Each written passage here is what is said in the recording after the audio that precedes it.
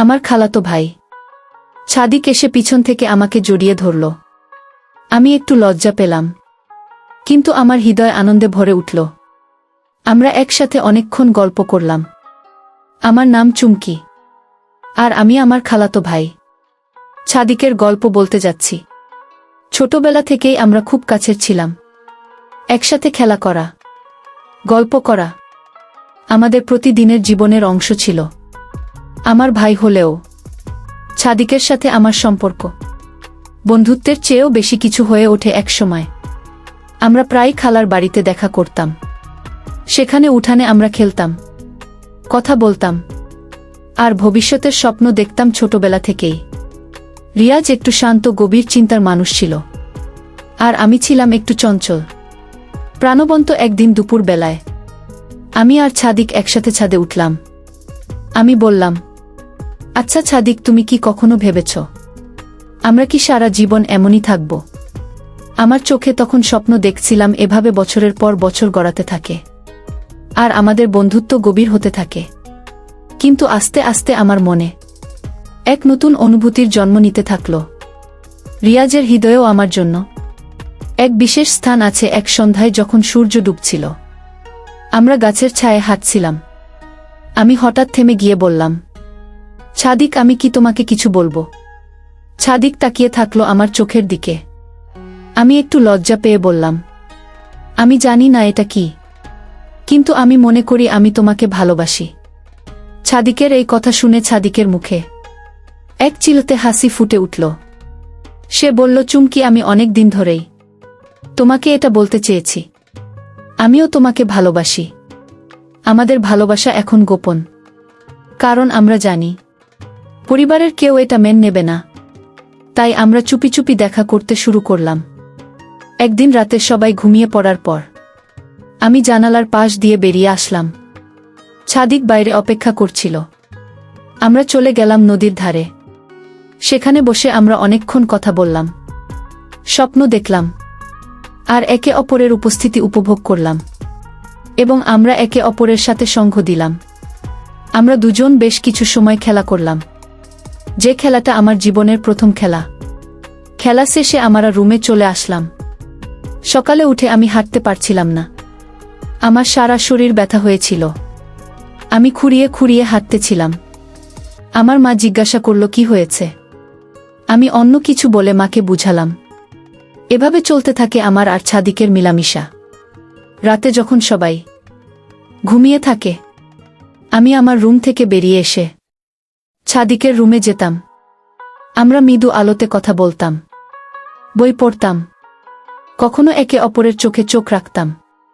আমি ছাদিকের কাঁধে মাথা রেখে বলতাম, তুমি জানো আমি সারা জীবন এভাবেই থাকতে চাই। ছাদিক মুচকি হেসে বলতো, আমরা একসাথে সবসময় থাকব, শুধু তুমি আর আমি। এক বিকেলে বাড়ির সবাই বাইরে গিয়েছে। আমি আর ছাদিক একসাথে বাড়িতে। আমি রান্নাঘরে কিছু একটা খুঁজছিলাম। ছাদিক এসে পিছন থেকে আমাকে জড়িয়ে ধরল।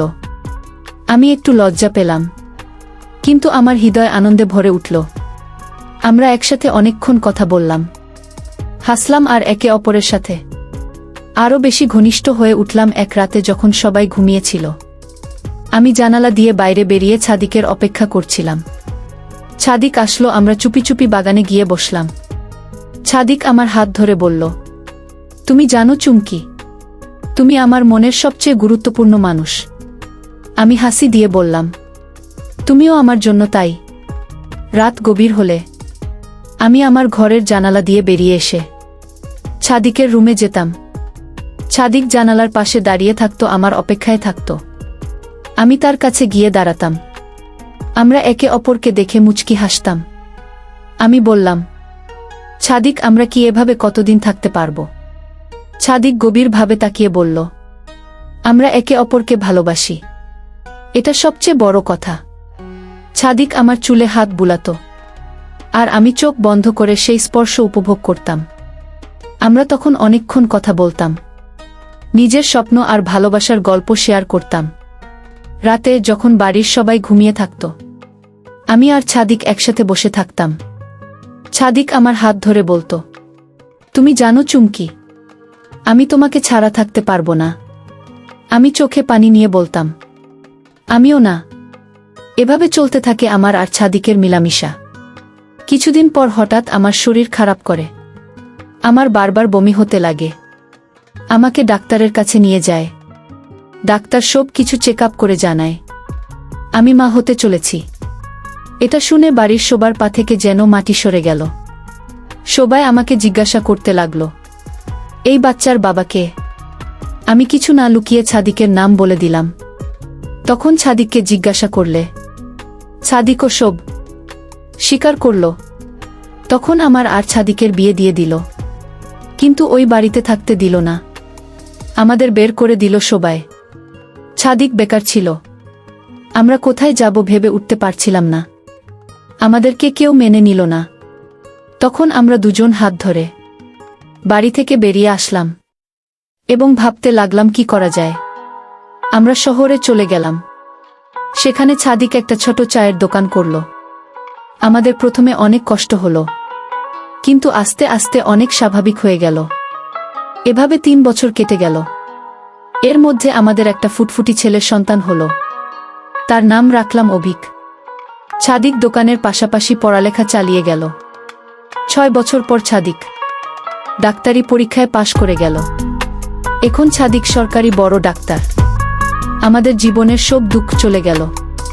আমরা বাড়ির কারো সাথে কোনো যোগাযোগ রাখিনি, কারণ তারা আমাদেরকে কুকুরের মতো বাড়ি থেকে তাড়িয়ে দিয়েছিল। 20 বছর পর আমরা বাড়িতে যাই। তখন অভিকের বয়স 19 বছর 8 মাস। আমাদের বাড়িতে সবাই বেঁচে ছিল। বাড়ির সবাই আমাদের দেখে অবাক হয়ে যায়। তারা আমাদেরকে মাপ করে দেয় এবং আমাদেরকে পেয়ে তারা অনেক খুশি হয়। তো বন্ধুরা, আজকের গল্প থেকে আমরা শিখতে পারি কঠিন বিপদেও ভালোবাসার হাত ছাড়তে নেই এবং কোনো কাজকে ছোট মনে করতে নেই। সব কাজ সম্মানের। গল্পটা কেমন লাগলো জানাতে ভুলবে না। তোমাদের সাথেও কি এমন কোনো ঘটনা ঘটেছে? যদি ঘটে থাকে কমেন্টে জানাতে ভুলবে না। আরও মজার রোমান্টিক গল্প পেতে এই চ্যানেলটি সাবস্ক্রাইব করুন এবং পাশে থাকা বেল আইকনটি অন করে রাখুন, যাতে করে নতুন গল্প আপলোড করার সাথে সাথে আপনার ফোনে নোটিফিকেশন সবার আগে পৌঁছে যায়। আজকের মতো এখানেই শেষ। ভালো থাকুন, সুস্থ থাকুন। ধন্যবাদ।